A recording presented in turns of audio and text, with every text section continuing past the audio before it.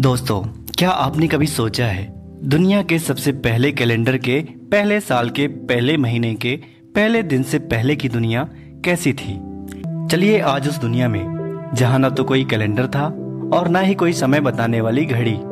उस समय लोगों को कैसे पता चलता था कि कब कौन सी फसल बोनी है और कब कौन से त्योहार को सेलिब्रेट करना है। साल के 12 महीने ही क्यों होते हैं और अगर दिनों की बात करें तो एक साल में 365 दिन ही क्यों होते हैं? इन सभी सवालों का जवाब इतना आसान नहीं है। इसके लिए हमें चलना होगा बहुत समय पहले, क्योंकि वो एक ऐसा समय था जहां समय को देखा नहीं जाता था बल्कि महसूस किया जाता था। इतना सब कुछ होने के बावजूद भी उस समय के लोग जानते थे कि कौन सा दिन शुभ है और कौन सा दिन भयानक। आइए जानते हैं इन सभी सवालों के जवाब, जिनके जवाब छिपे हैं साइंस और प्राचीन सभ्यताओं की जड़ों में। ये कोई सामान्य कहानी नहीं है, यह कहानी है एक इंसान की सोच की, उसकी कल्पना के अस्तित्व की।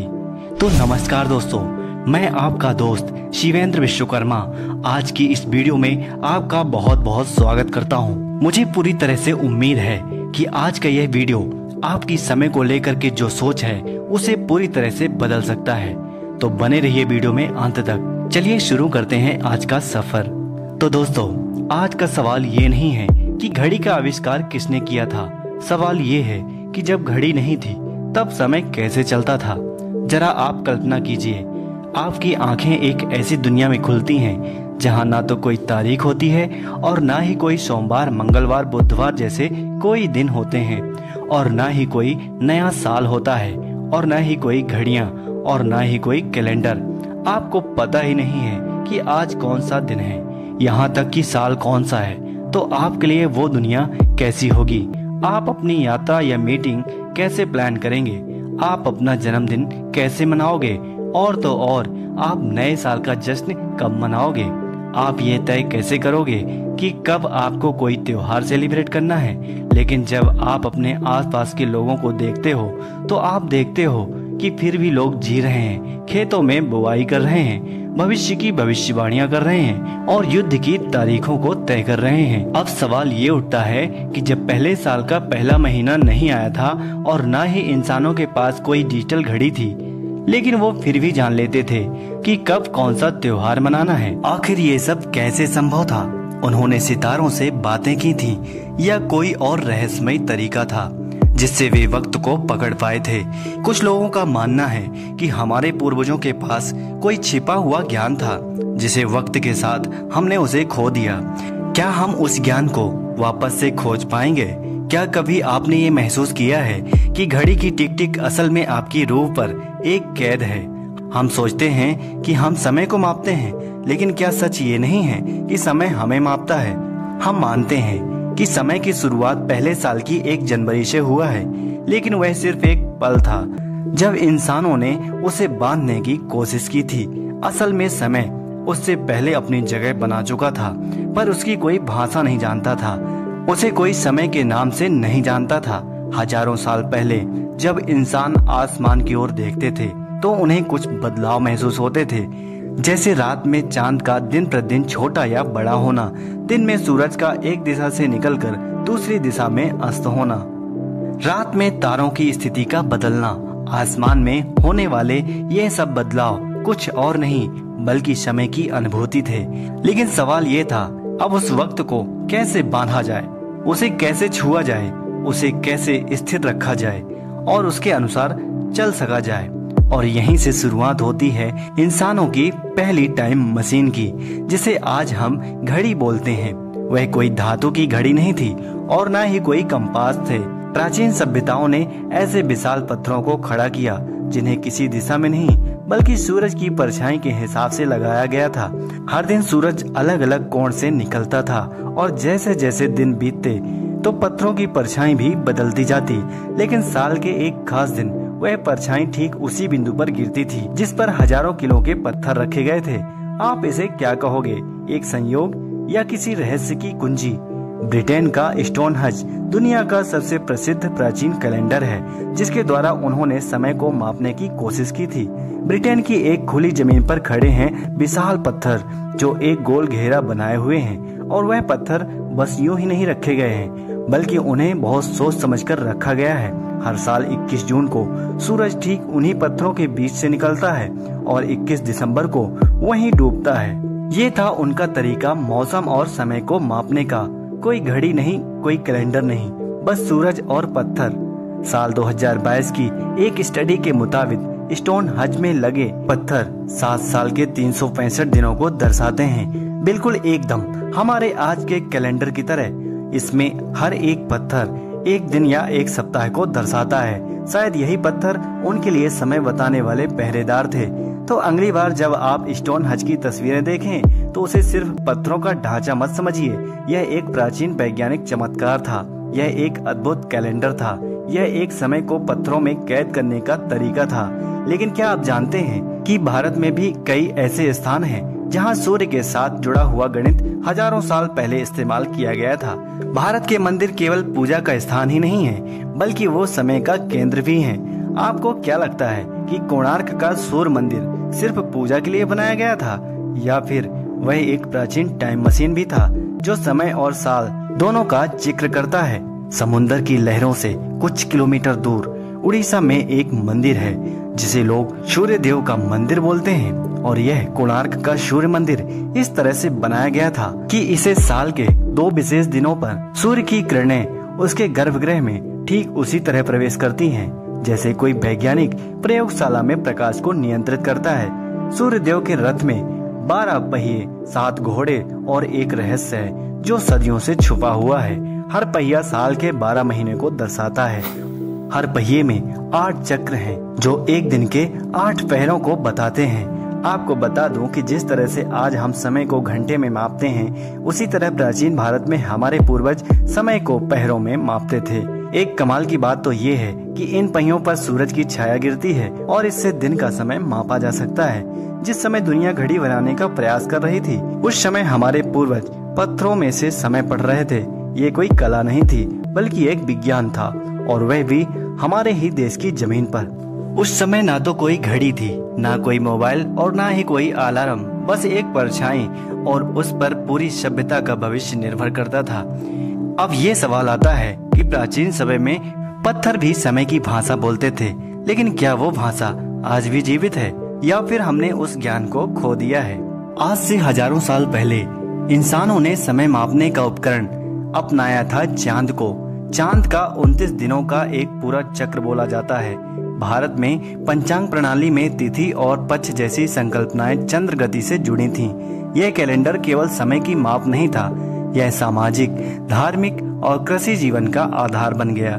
त्योहारों, व्रत, विवाह सब चांद के अनुसार होने लगे, लेकिन चंद्र के अलावा एक और खगोलीय शक्ति समय को दर्शा रही थी, और वो थी सूर्य। सूर्य का एक चक्र लगभग 365 दिनों का होता था, और यह सटीक स्थिति थी। बस यही कारण था कि मिस्र और रोमन सभ्यताओं ने सौर कैलेंडर को अपनाया था। अब सवाल ये उठता है कि हर तरफ चंद्र कैलेंडर था जो 29 दिनों में अपना एक पूरा चक्र कर रहा था, तो दूसरी तरफ सौर कैलेंडर था जो निर्भर था सूर्य की अलग अलग चक्र को पूरा करने में, जिसको अलग अलग ऋतु में एक चक्र को पूरा करने में लगभग 365 दिन लग रहे थे। तो ऐसे में कौन सा कैलेंडर अधिक प्राकृतिक था? लेकिन भारत ने दोनों के बीच संतुलन बनाया, चंद्र और सूर्य दोनों को मिलाकर एक कैलेंडर बनाया, जिसे लोनी कैलेंडर के नाम से जाना जाता था। आज के आधुनिक विज्ञान ने भी बाद में इन्हें सत्यापित किया।